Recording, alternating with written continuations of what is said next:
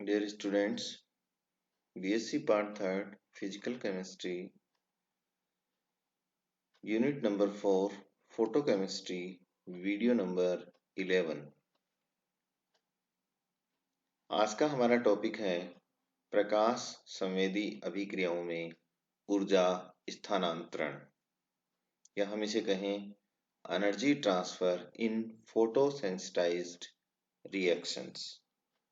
कहने का मतलब ये हुआ कि प्रकाश संवेदी अभिक्रियाओं में ऊर्जा स्थानांतरण किस प्रकार से होता है।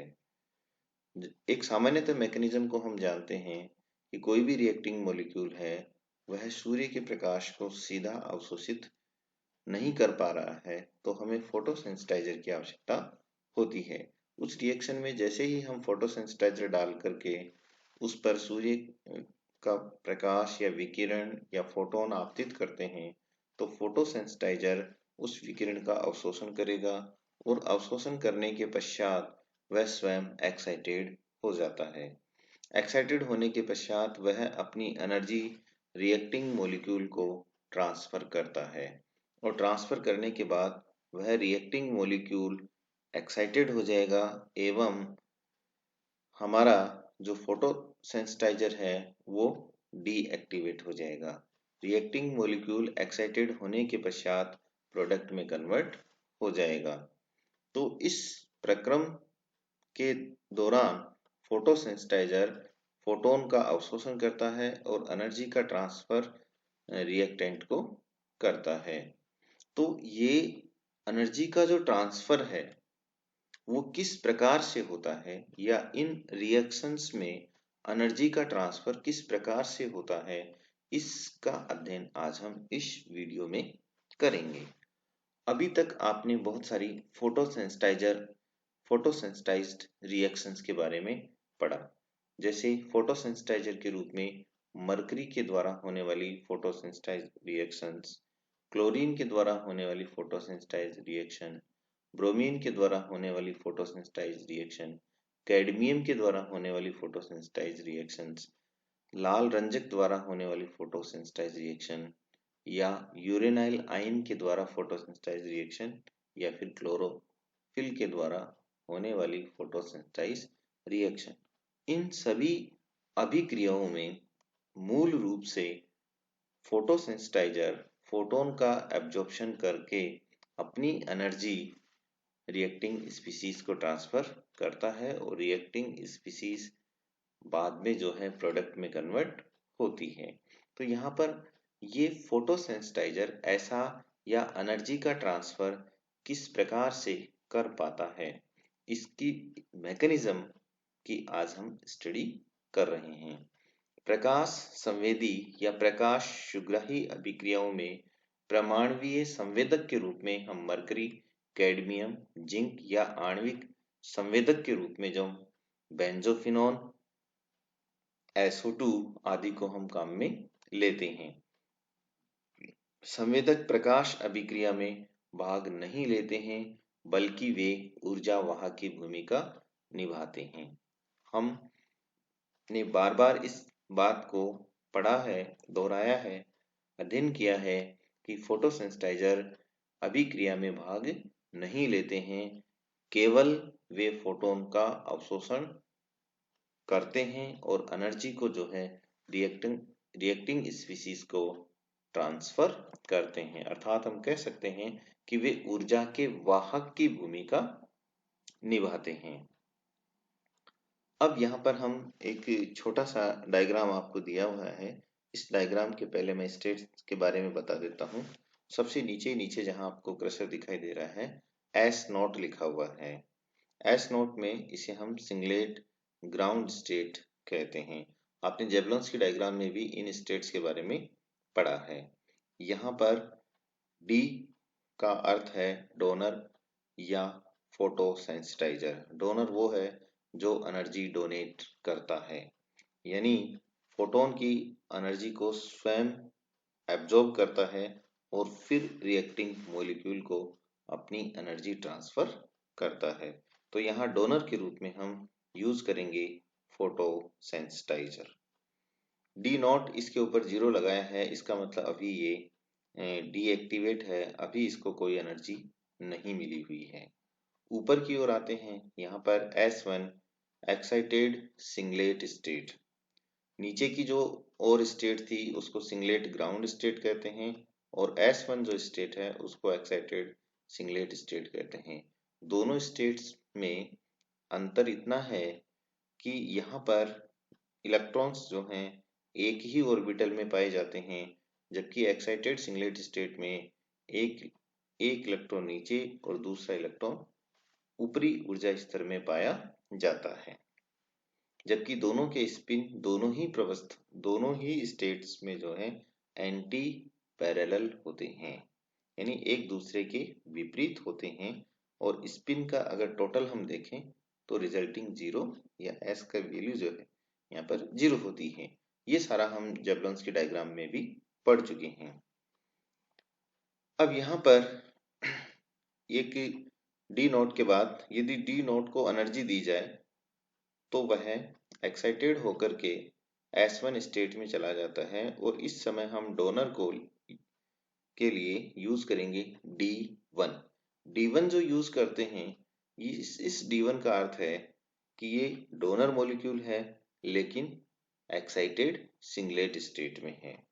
1 का मतलब एक्साइटेड सिंगलेट स्टेट में है। अब आगे चलते हैं, यहाँ पर एक वर्ड आ रहा है ISC। ISC का मतलब होता है इंटर सिस्टम क्रॉसिंग, यानी कहने का मतलब सिंगलेट स्टेट से अब मॉलिक्यूल जो हमारा डोनर है वो किसमें कन्वर्ट होता है, ट्रिपलेट स्टेट में। यहाँ पर T1 जो वर्ड दिया हुआ है, T1 ट्रिपलेट स्टेट के लिए यूज हुआ है, और ये वास्तव में एक्साइटेड ट्रिपलेट स्टेट है। तो डोनर D1 जो है किसमें कन्वर्ट होता है, डोनर ट्रिपलेट में कन्वर्ट होता है। किसके द्वारा, इंटर सिस्टम क्रॉसिंग या ISC के द्वारा ये इसमें कन्वर्ट हो जाता है। दोनों यदि हम स्टेट्स की बात करें, एक्साइटेड सिंगलेट स्टेट और एक्साइटेड ट्रिपलेट स्टेट, तो एक्साइटेड ट्रिपलेट स्टेट की एनर्जी एक्साइटेड सिंगलेट स्टेट से कम होती है। तो यहाँ पर जो डोनर एक्साइटेड सिंगलेट स्टेट में है वो इंटर सिस्टम क्रॉसिंग के द्वारा एक्साइटेड ट्रिपलेट स्टेट में आ जाता है। एक्साइटेड ट्रिपलेट स्टेट में जब ये आता है तो अभी भी एनर्जी जो है डोनर के पास में ही होती है, और यह डोनर अब जो है एक्साइटेड जो मॉलिक्यूल है, अभी मॉलिक्यूल एक्साइटेड हुआ नहीं है एक्चुअल में, ये डोनर जो एक्साइटेड स्टेट में है, एक्साइटेड ट्रिपलेट स्टेट में है, अब अपनी एनर्जी रिएक्टिंग स्पीसीज को ट्रांसफर करता है। जब ये अपनी एनर्जी ट्रांसफर करता है तो प्रकाश ऊर्जा का उत्सर्जन करेगा, और ये जो है डीएक्टिवेट होकर के जो है या अपनी ऊर्जा का उत्सर्जन करने के पश्चात ये सिंगलेट ग्राउंड स्टेट में आ जाता है, और इसका नोटेशन अपन देंगे T नॉट। लेकिन अब ये अपनी एनर्जी जो है, ए हमारे लिए रिएक्टिंग स्पीसीज है, तो ये अपनी एनर्जी जो है रिएक्टिंग स्पीसीज को ट्रांसफर कर चुका होता है। यानी जब जब तक ये सिंगलेट ग्राउंड स्टेट में आता है तब तक ये अपनी एनर्जी को रिएक्टिंग स्पीसीज ए को ट्रांसफर कर चुका होता है। तो यहाँ से प्रक्रम को एक बार हम फिर से देखते हैं। डोनर जो मॉलिक्यूल है वो फोटोन का अवशोषण करके एक्साइटेड सिंगलेट स्टेट में चला जाता है, जिसको हम D1 से रिप्रेजेंट करते हैं।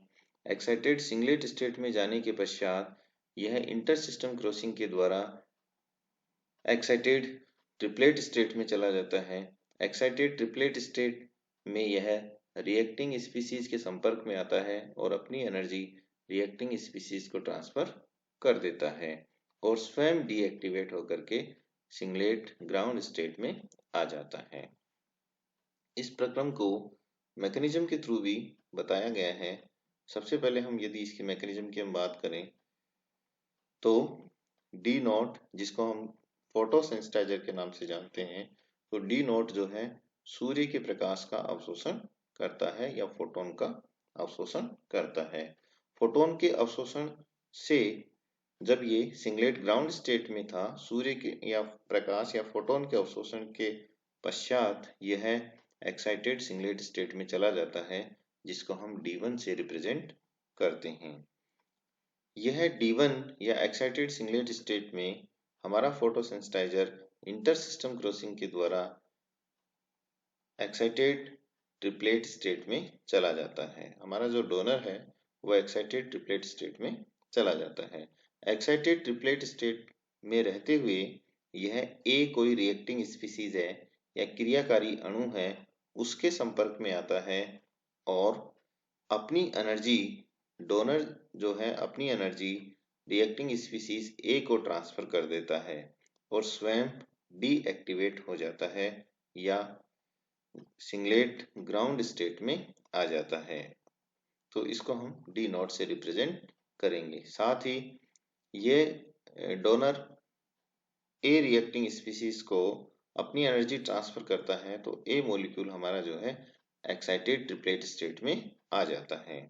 अब ये एक्साइटेड ट्रिपलेट स्टेट में हमारी जो रिएक्टिंग स्पीसीज है या क्रियाकारी जो अणु है वह एक्साइटेड स्टेट में आ चुका है और आने के पश्चात जो है ये प्रोडक्ट में कन्वर्ट हो जाता है। तो इस प्रकार से यहाँ पर हम यह देखते हैं कि किस प्रकार से फोटोसेंसिटाइजर अपनी एनर्जी रिएक्टिंग मॉलिक्यूल को ट्रांसफर करता है। जब ये एनर्जी ट्रांसफर करता है तो एनर्जी ट्रांसफर करने के लिए इसको एक्साइटेड ट्रिपलेट स्टेट में आना आवश्यक होता है। यहाँ एक छोटी सी डेफिनेशन भी दी हुई है फोटोसेंसिटाइजर की रिएक्शन की डेफिनेशन दी हुई है। फोटोसेंसिटाइजर जो है वह पदार्थ जो प्रकाश का अवशोषण करके अवशोषित ऊर्जा अन्य पदार्थ को देकर उसे एक्साइटेड स्टेट में ला देता है, उसे हम फोटोसेंसिटाइजर कहते हैं। और इसका एक एग्जाम्पल है बेंजोफिनॉल। तो आज हमने जो है किस प्रकार से आज हमने पढ़ा कि किस प्रकार से प्रकाश संवेदक जो होते हैं या प्रकाश संवेदी अभिक्रियाओं में ऊर्जा का स्थानांतरण किस प्रकार से होता है। आज इस वीडियो में इतना ही। इस यूनिट में टोटल 11 वीडियोस हैं, वीडियो नंबर 1 से लेकर के वीडियो नंबर 11 फोटो केमिस्ट्री में। मैं सोचता हूँ आपको ये वीडियोस समझ में आए होंगे, पसंद आए होंगे। धन्यवाद।